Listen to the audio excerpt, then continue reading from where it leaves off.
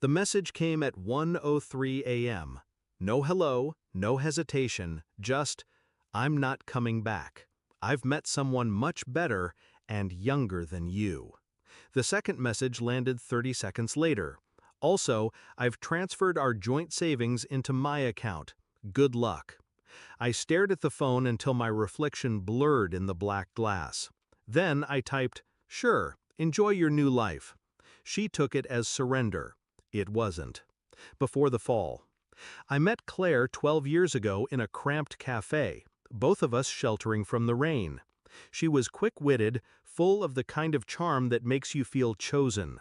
Back then, we shared cheap wine and bigger dreams, pooling every dollar for a future we swore we'd build together. We'd gone from an apartment with a leaky ceiling to a house with 3 bathrooms, vacations abroad, the secure life we once envied in others. I thought we were still building. I didn't know she was already moving out, piece by piece, in her head. The first crack. The signs were small, too small for someone still in love to question. Her girls' nights stretched into overnight stays. Her phone, once left face up on the counter, began living face down in her purse. She laughed at texts she didn't show me.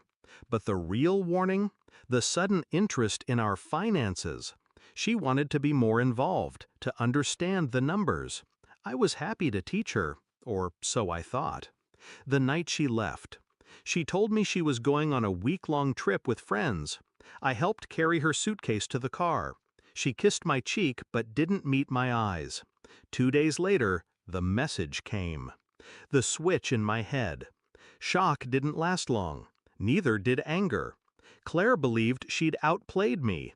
She'd moved our joint savings into her account thinking it was final.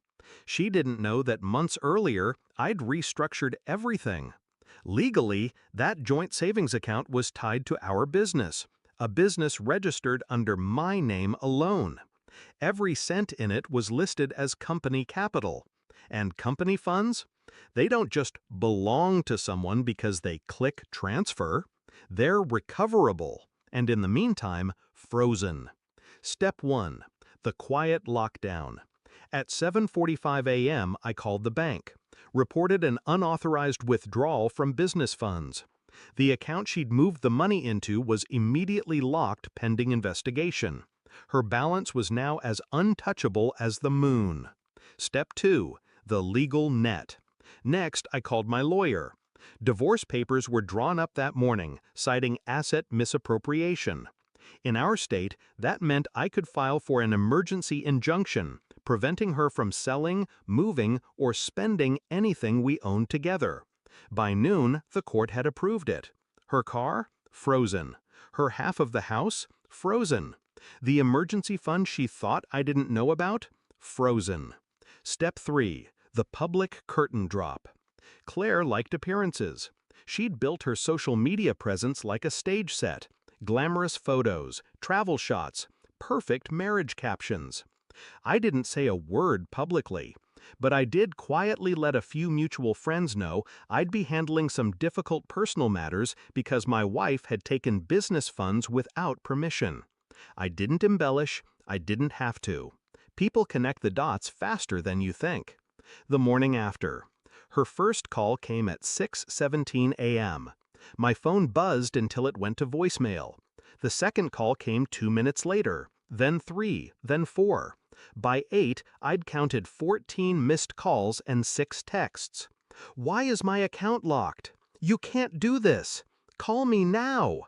I didn't. I went to the gym instead. The confrontation.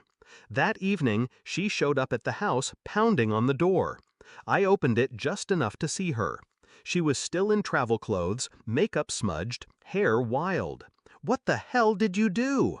I kept my voice calm. I secured what was mine, and what was never yours to take. "It was our money," she spat. "It was business capital," I corrected, "and you made a very stupid mistake." Her eyes flickered, the first shadow of fear. "I'll fight you on this." "You can try," I said, "but the more you fight, the more the truth comes out. About the affair, about the theft, About the trip you said was with friends. She looked like she wanted to speak, but couldn't. I stepped back. You made your choice, Claire. Now, live with it. And I shut the door. The aftermath. The investigation into the account lasted 3 weeks. All the money came back. She never saw a cent. The divorce finalized faster than I expected, mostly because she stopped fighting when her lawyer explained just how badly she'd cornered herself. She left with her clothes, her car, and the man she'd chosen over me. 3 months later, I heard he'd left her too. Reflection. I don't hate her. Hate would mean she still mattered. What I feel is colder, cleaner. The knowledge that she